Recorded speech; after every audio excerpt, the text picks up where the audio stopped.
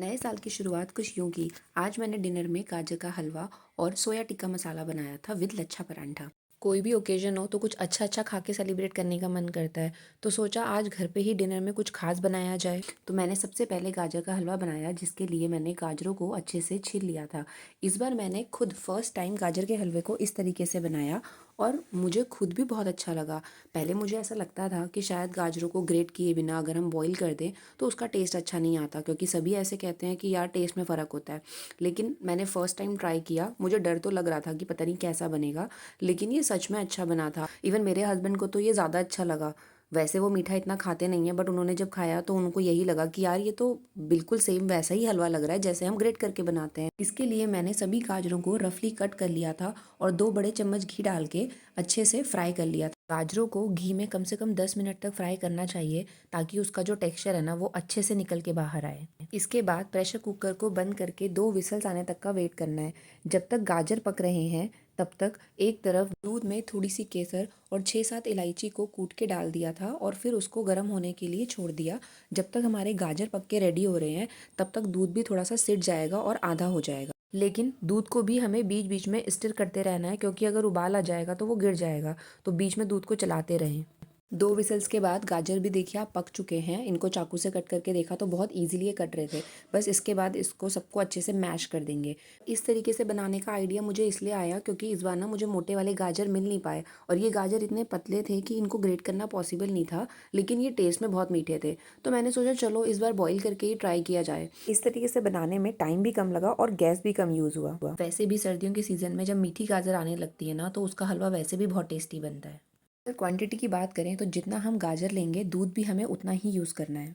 गाजरों को मैश करने के बाद जो पका हुआ दूध था वो हमें इसमें ऐड करना है और उसको रिड्यूस होने देना है, लेकिन बीच बीच में हमें हलवे को स्टिर करते रहना है, ताकि दूध या गाजर नीचे लग के जले ना। आप देखिए दूध पक पक के ऑलरेडी 50% तक रिड्यूस हो चुका है। बस इसी तरीके से हमें इसे स्टिर करते रहना है और पूरा रिड्यूस होने तक वेट करना है। जब दूध पूरा सूख जाए तो हम इसमें ऐड करेंगे शक्कर या चीनी। मैंने इसमें शक्कर ऐड करी है 1 कटोरी के करीब। आप चाहें तो अपने टेस्ट के अकॉर्डिंग चीनी भी यूज़ कर सकते हैं। 1 किलो गाजर में 1 कटोरी चीनी की क्वांटिटी बहुत होती है। मैंने तो फिर भी शक्कर यूज़ करी है। लास्ट में इसमें जाएंगे बारीक कटे हुए ड्राई फ्रूट्स में आपके पास जो भी अवेलेबल हो, बादाम, काजू, किशमिश, आप कुछ भी डाल सकते हैं।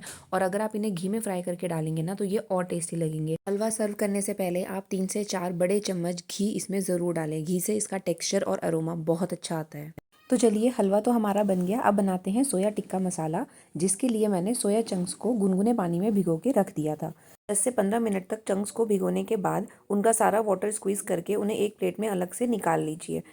इन्हें मैरिनेट करने के लिए एक बैटर तैयार करेंगे, जिसके लिए एक बाउल में 1 बड़ी कटोरी दही लेके उसमें कुछ बेसिक मसाले जैसे कि हल्दी, धनिया पाउडर, लाल मिर्च, गरम मसाला और 2 बड़े चम्मच बेसन डाल के सभी को अच्छे से मिलाएंगे। सोया चंक्स के साथ साथ हमें इसमें प्याज और शिमला मिर्च को भी मैरिनेट करना है। तो अपनी चॉइस के अकॉर्डिंग आप किसी भी शेप में उनको कट कर लीजिए। अच्छा लगेगा अगर आप थोड़ा सा उनको बड़े शेप में कट करके रखेंगे तो। फिर इसमें सोया चंक्स और बड़ी बड़ी शेप में कटी हुई शिमला मिर्च और प्याज को ऐड करेंगे और मैरिनेशन के लिए रखेंगे। उससे पहले हम इसमें स्वाद अनुसार नमक और थोड़ी सी कश्मीरी लाल मिर्च भी ज़रूर डालेंगे।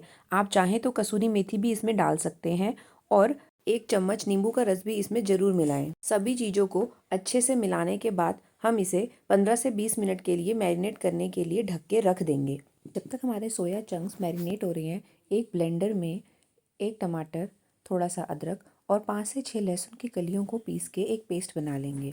एक कढ़ाई में 3 बड़े चम्मच सरसों के तेल को अच्छे से गर्म होने देंगे और फिर उसके बाद उसमें सोया चंक्स को ऐड करके अच्छे से फ्राई करेंगे। इन्हें हमें मीडियम फ्लेम पे ही फ्राई करना है और बीच बीच में चलाते रहना है। कोशिश कीजिएगा आप फ्लेम को हाई ना रखें, क्योंकि मुझे जल्दी थी तो मैंने थोड़ा सा इसको हाई कर दिया था, जिसकी वजह से बाद बाद में ये नीचे लगने लगा था। लेकिन अगर आप इसे मीडियम फ्लेम पे बनाएंगे तो ये बिल्कुल भी नीचे नहीं लगेगा।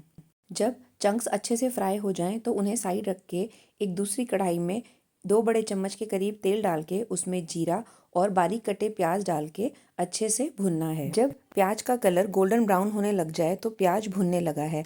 अब इसमें थोड़ी हल्दी, लाल मिर्च पाउडर और धनिया पाउडर डाल के अच्छे से मिलाना है। और जो हमने टमाटर और अदरक का पेस्ट बना के रखा था उस पेस्ट को इसमें ऐड कर देना है।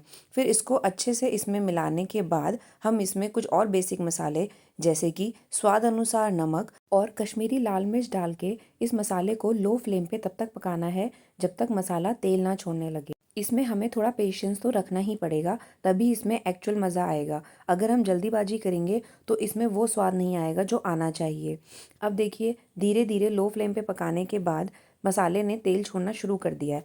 अब इसमें 1 गिलास पानी डालने के बाद इसे ढक के 1 से 2 मिनट के लिए पकने देना है। तब तक इधर देखिए हमारा फ्राई किया हुआ सोया टिक्का, जिसे कि हमें अपने तैयार किए हुए मसाले में मिलाना है और सभी को अच्छे से मिलाने के बाद हम इसे 3 से 4 मिनट तक के लिए लो फ्लेम पे पकने देंगे।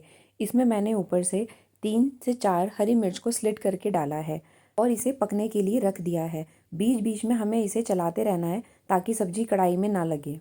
थोड़ी देर बाद आप देखिए इसने भी अपना तेल छोड़ना शुरू कर दिया है और अब हमारी सब्जी का कलर ही बिल्कुल चेंज हो गया है। तो ये देखिए बिल्कुल रेस्टोरेंट जैसा दिखने वाला हमारा सोया टिक्का मसाला घर में ही बन के रेडी हो गया है और ये सबको बहुत पसंद आया था। अगर आपने अभी तक ये सब्जी नहीं बनाई है तो आप इसको ज़रूर ट्राई कीजिए। अगर आपको रेसिपी अच्छी लगी हो तो चैनल को सब्सक्राइब और वीडियो को लाइक ज़रूर कीजिएगा।